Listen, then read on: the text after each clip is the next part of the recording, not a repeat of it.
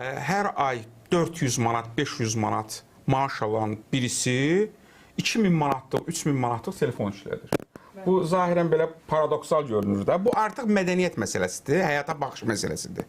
Məsələn, ola bilsin başqa ölkələrdə belə deyil, bizdə belədir. Və yaxud evdə heç nəyi yoxdur, amma özünə sığışdırmır, getsin tarlada, nə bilim, günü 20 manata işləsin, 15 manata işləsin. Orada bir məsələ var.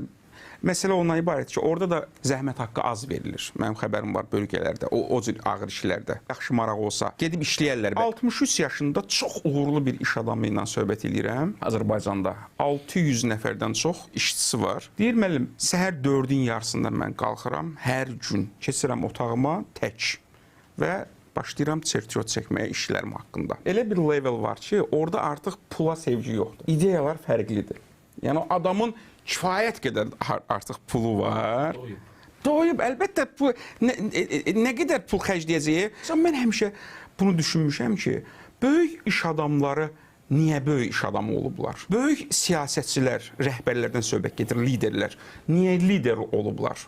Qonşusu onunla bir partida oturan adi bir iş də qura bilməyib. Amma buna təkan verən səbəb nədir? Əlbəttə, iqtisadi maraq şübhəsizdir. Amma bir leveldan sonra, məsələn, bəzi iş adamları deyir ki, bizim içimizdə belə bir istək var ki, məsələn, həmən iş adamı indi məhsulunu xaricə satır.